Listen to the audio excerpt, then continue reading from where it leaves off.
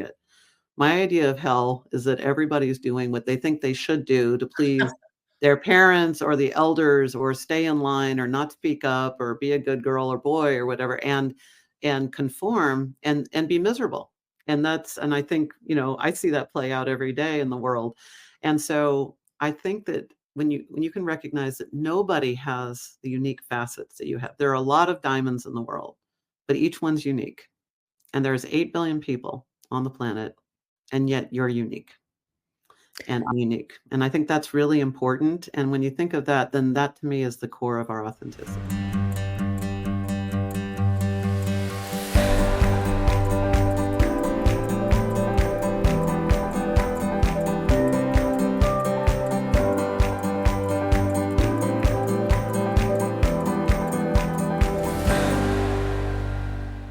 Jocelyn King is a fascinating and remarkable woman.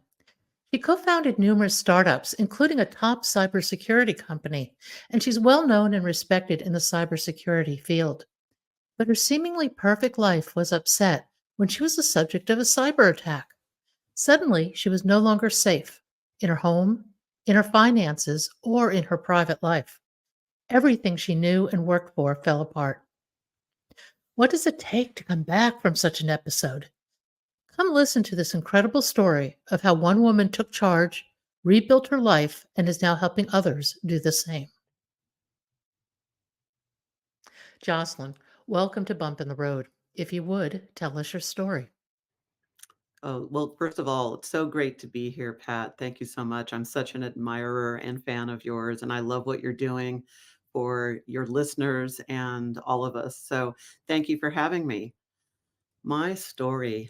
So I was living my life, making a living in Silicon Valley. I was, a girl who codes and a woman who loved tech and gadgets and how things worked. And I came to Silicon Valley to, get on the inside, learn how things were going. And I was at a real wonderful peak. My company had just been acquired by Intel, and I was getting to stay on because not everybody does in an acquisition. And I'm working directly with the CEO, and I'm rubbing elbows with all the movers and shakers and all these people who I had, watched on stages and read, interviewed, and I'm in the secret meetings, if you will, or the confidential meetings, and got to be part of the pre-acquisition team and the post-acquisition team. And I was just so happy because this was the dream come true. And at the same time, I was being targeted by cyber criminals. And it was devastating. It was not like a one-time thing where somebody got into my password and, you know, drained my bank account and I had to file a report. This was an ongoing thing. They had actually figured out how to hack into a family member's phone, and so they were recognized as a family member, and they were able to get into every system. They were hacking not only the network, but got into the security system. They were unlocking our deadbolts at midnight, and us finding out the next day, and all of that, remotely. And I was doing everything I could to get all the help I could from law enforcement and everything else. And I found out, to my dismay, that I was one of over 1 million people that year filing reports of cybercrime. And so we have wonderful law enforcement, and the FBI field office and the sheriff, but they basically end up having you fill out a report. And unless you're dealing with people who are a threat to our national security or some huge, multi-million dollar fraud problem, you really are not even going to get a call back. And so the reality of that situation, when I was hoping, oh, good, I'm going to get help and justice is going to get done, did not happen.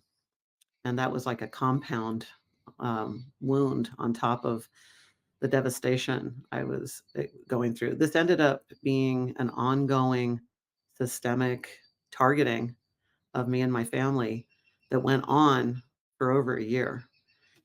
It devastated my ability to focus, so it affected my career. Here I was able to, really step forward and show everything that I could do, and instead, I'm just hanging on. And because I'm a new hire and potentially could be let go as part of the acquisition, I'm not asking I'm just trying to show up and look like everything's fine, but everything was not fine, and I was not fine. And it ultimately devastated my life. I lost over a $500,000. I lost my, opportunities for career advancement. I lost my emotional well-being. I lost my mental health, which led to breakdown in my physical health from all that stress for months and months and months with no relief. And then it ultimately led to my losing my marriage. So I learned the hard way about cybersecurity, and this was my 18-month bump in my road, which felt more like a water buffalo than a bump. And but at my lowest point, Pat, I was thinking, I don't there's how can I get out? It just felt like every day I was getting further into the hole. And there was one day where I thought, I don't even see the light of day anymore.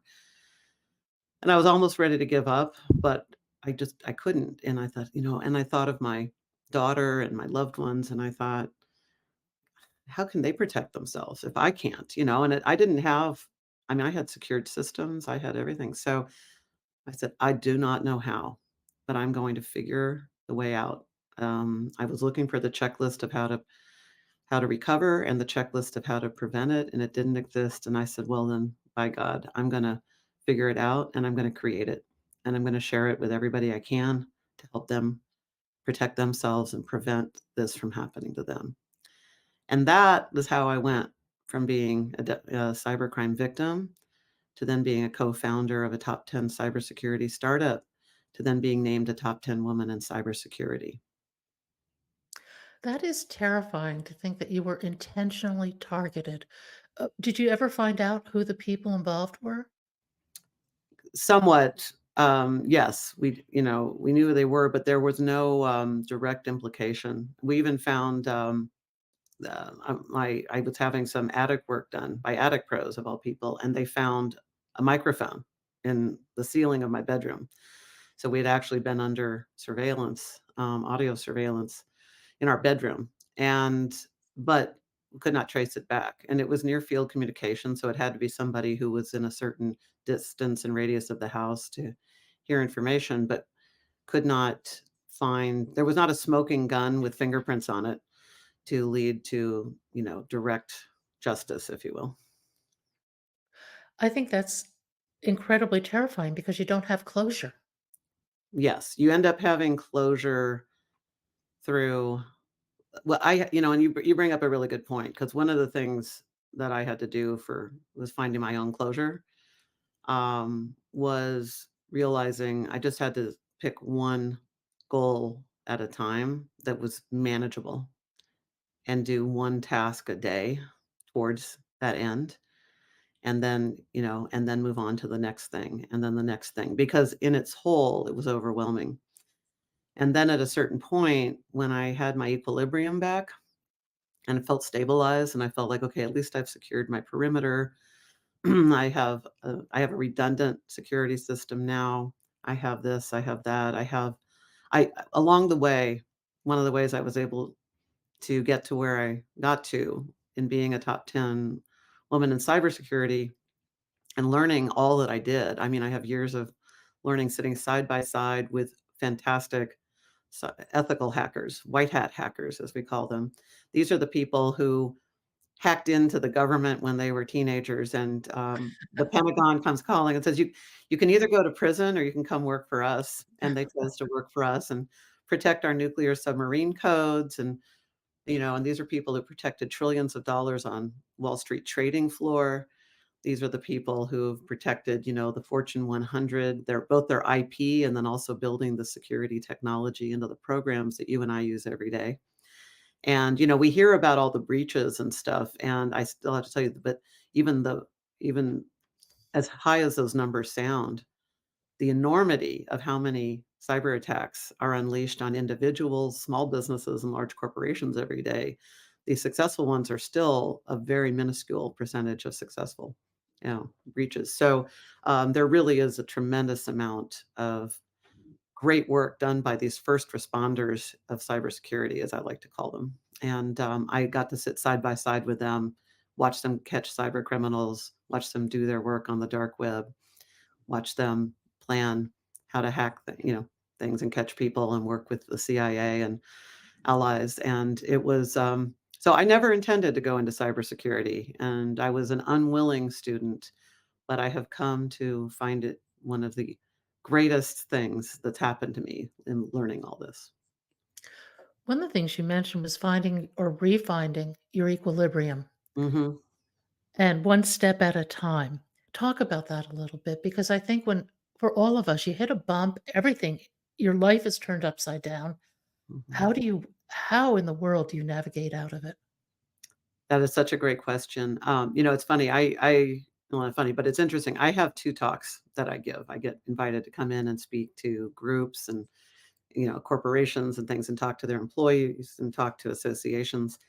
And the one talk is how to protect yourself online, and I teach free online safety master classes, and I have, low cost and higher cost things for different things. But the other talk I give is about how to recover and how, if you're in a bad situation, how to recover and get your equilibrium back, get to good, and also how to get to good from good to great.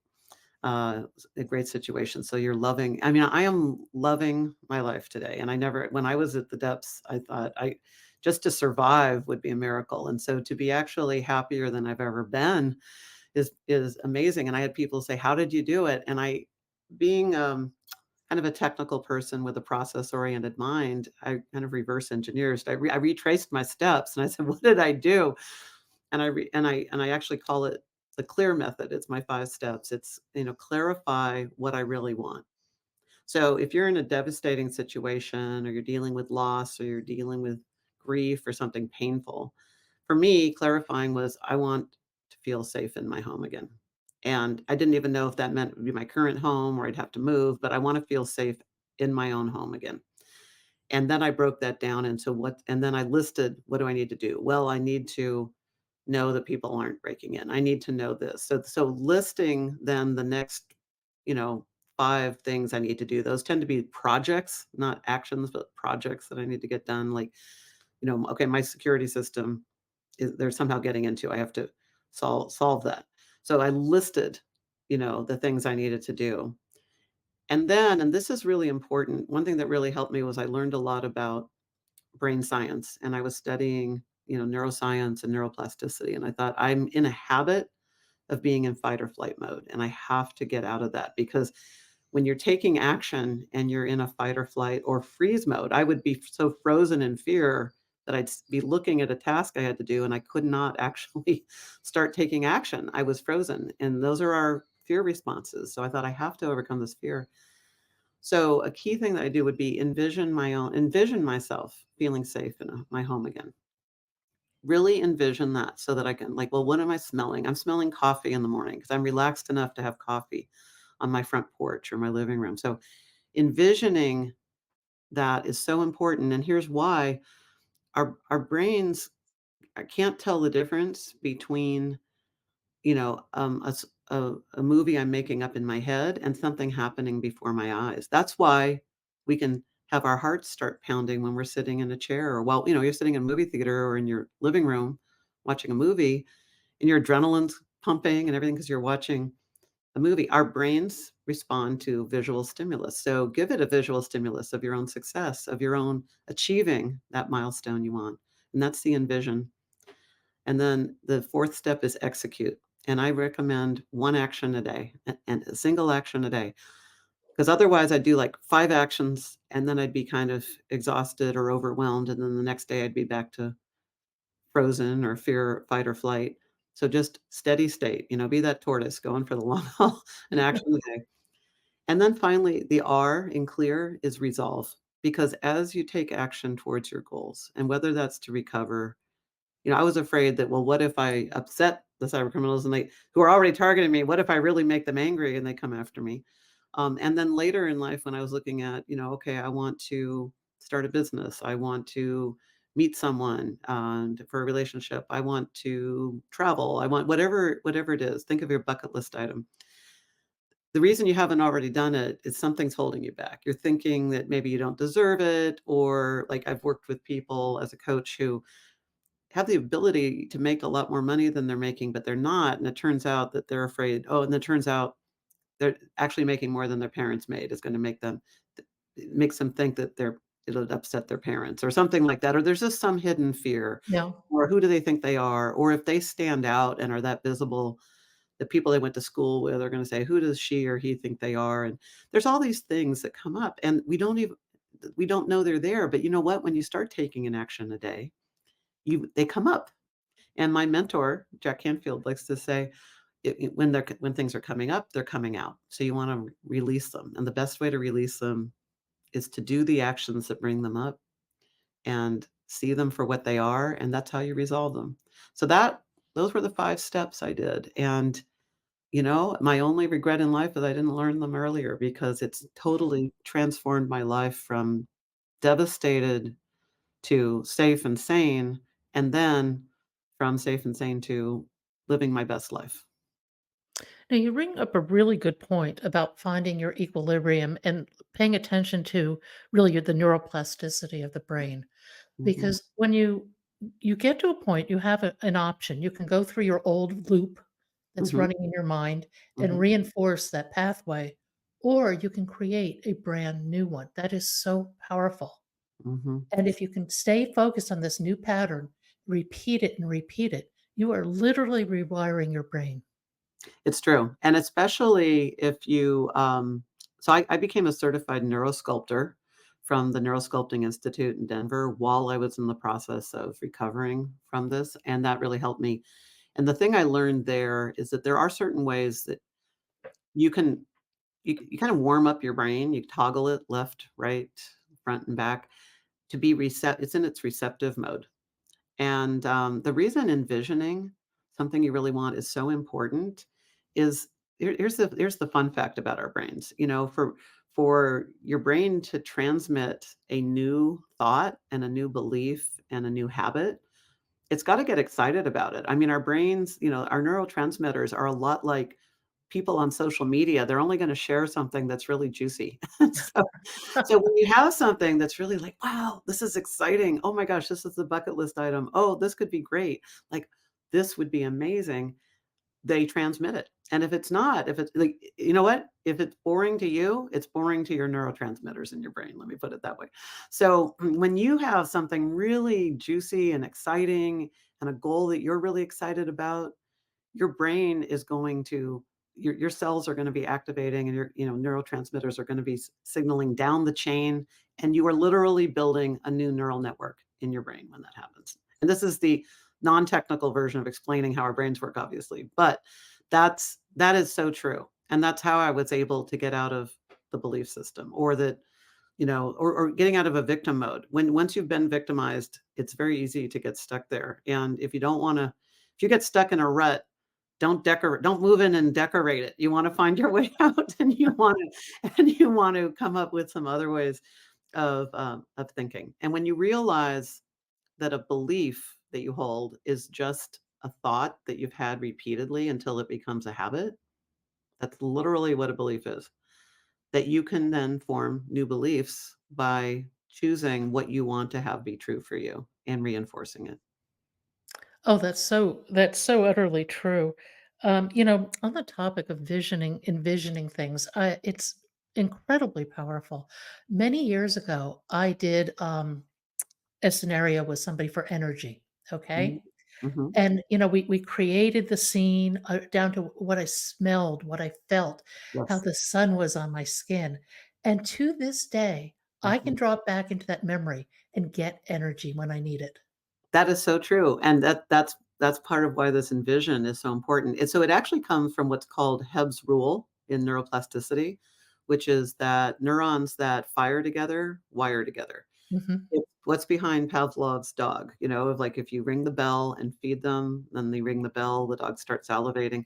They're wired together. That bell and food go together, and so that they have that visceral response. So you we get to do the same thing. It's why for some, like, there are some people who the smell of chocolate chip cookies, they can't resist them, and it's because, when they were a little kid, going to grandma's house was full of love and chocolate chip cookies, and those go together, and for some of us, you have something traumatic happen to you or a loss, and there's a smell associated with it or a sound associated with it.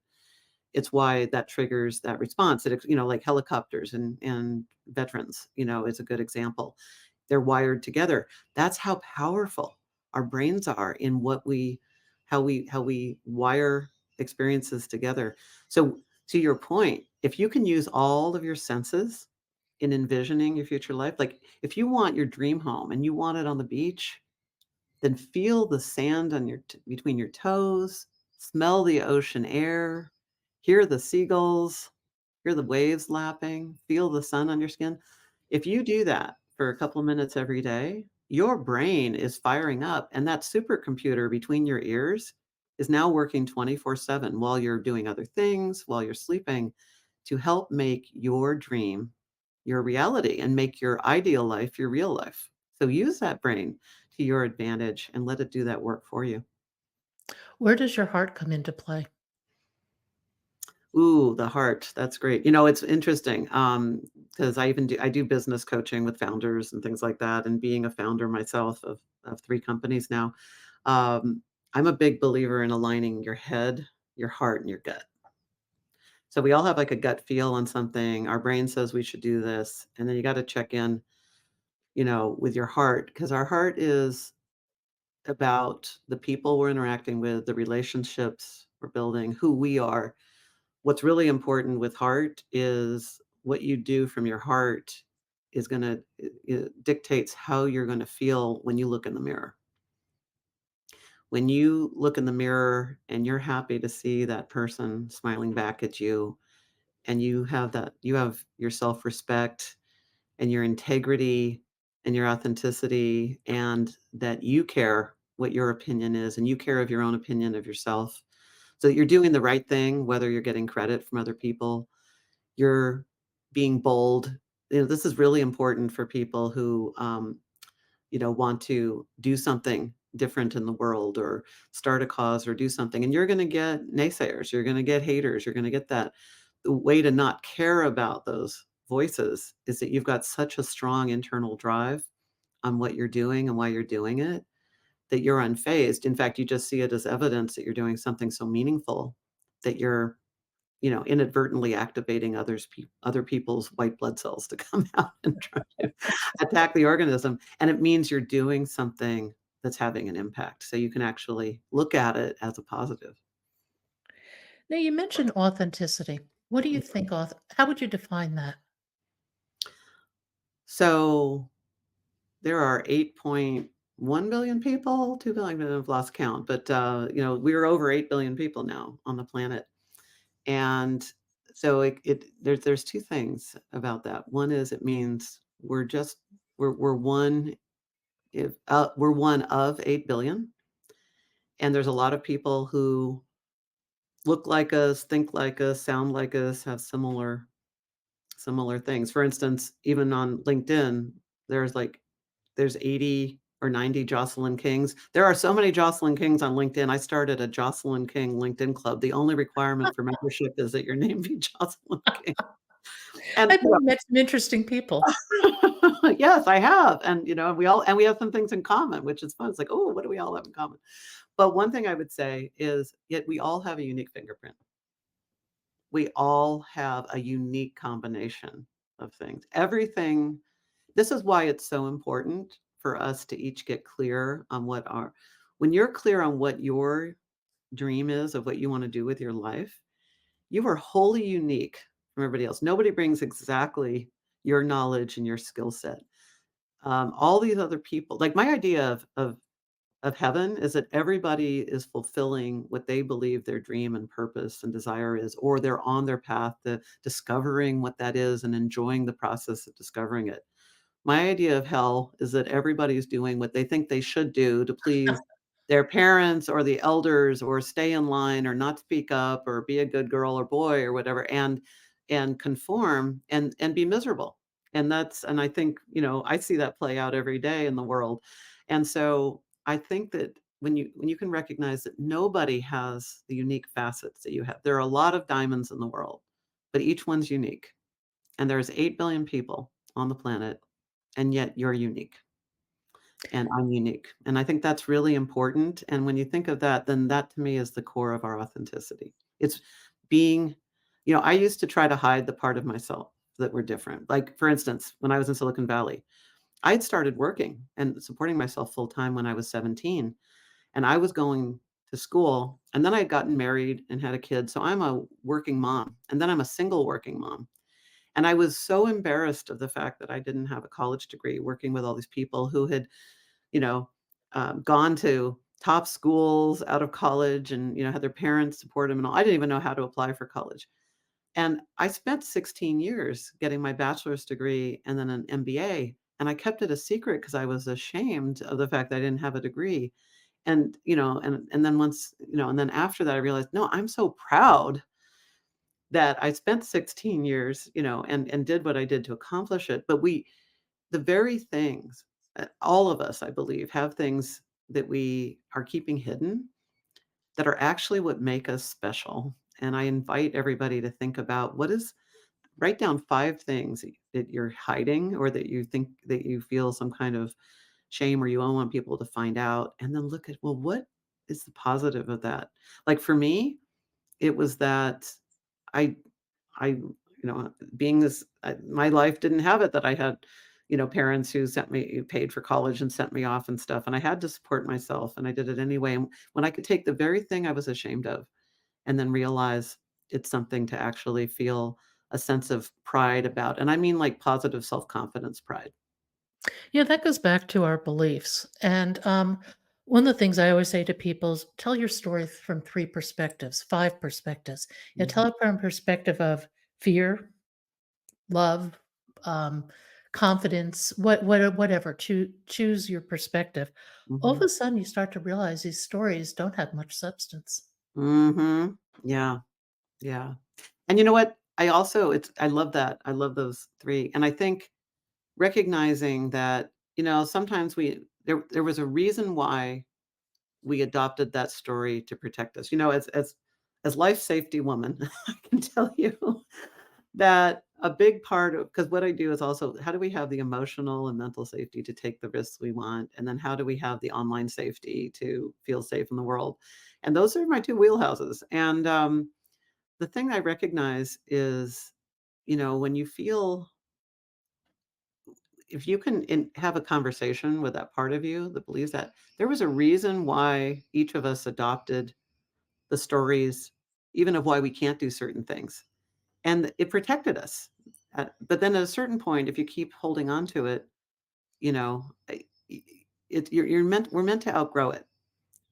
Just the same way, a 5-year-old outgrows their binky, or they outgrow things.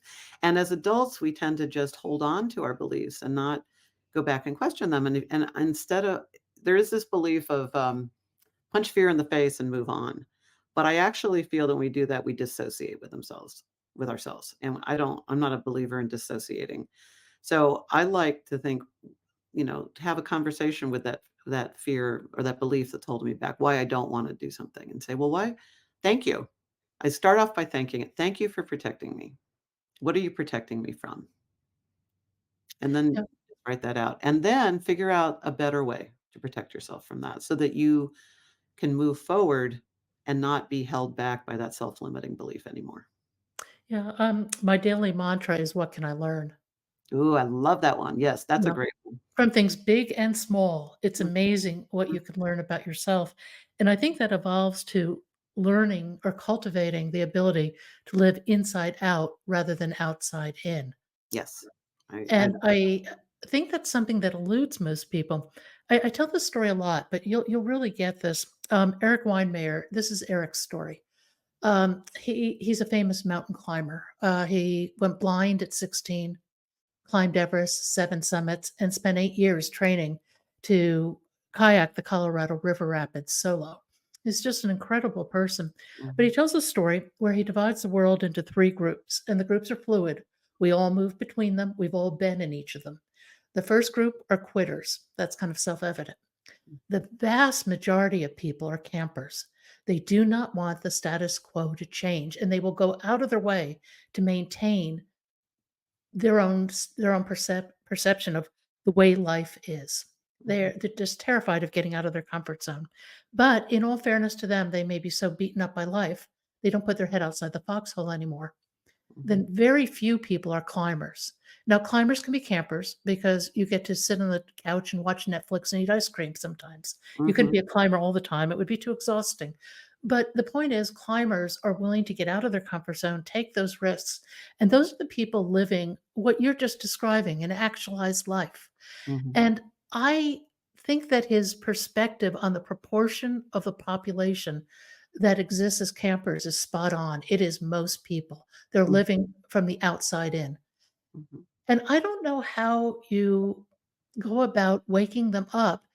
And it's not to sound as if I have the answer or anything like that, but they will live their most unique, wonderful, realized life when they get out of their comfort zone and break that pattern of beliefs that is Mhm. holding them back. Right. Well, I think our fulfillment and happiness zone is just outside our comfort zone. Not too far, but just outside of it. And, I learned this um, wonderful technique from the neurosculpting that I Mhm, do. Here's the thing, so even the most avid climbers can't, need to feel a certain amount of safety and security. mhm. And even the most staunch camper does not want to be bored to death. They want to have some variety or novelty. And I want you to picture a lever, like a slide lever, like an old volume control, even they have digital versions of it on our phones and stuff that goes from 0 to 10.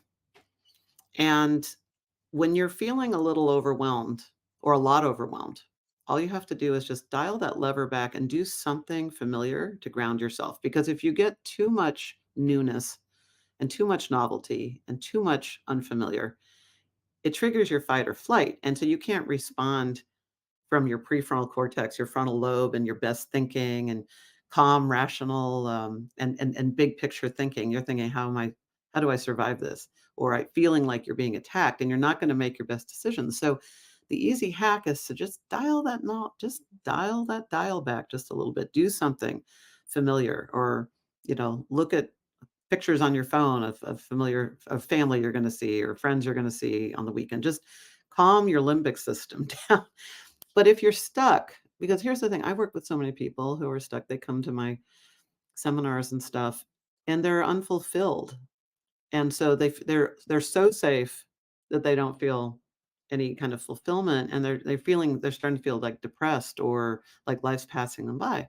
Well, just dial the knobs, just run that dial up a little bit. And that's why like one action a day is so important. Because think about it, Pat. If you have a goal of planning for a trip, if you say you want to do whatever this trip is, if you write out the things you're going to do, just a single action a day, it could be like research, you know cruises or hotels, or or plane flights or whatever. That's 30 actions in a month. I mean, you get a lot done in 30 actions. And so instead of overwhelming yourself by trying to plan everything at once or thinking too big and scaring yourself, just doing an action a day can do that. So I actually, and I think it's bell curve, like you said, the majority of people fall in the middle, but they're also the ones who are the most unfulfilled and wanting change. But gradual change is over time is just as meaningful as one big, crazy sort of change. You can still have a profound effect on your own life and do it in a way that doesn't scare you so much that you stop altogether.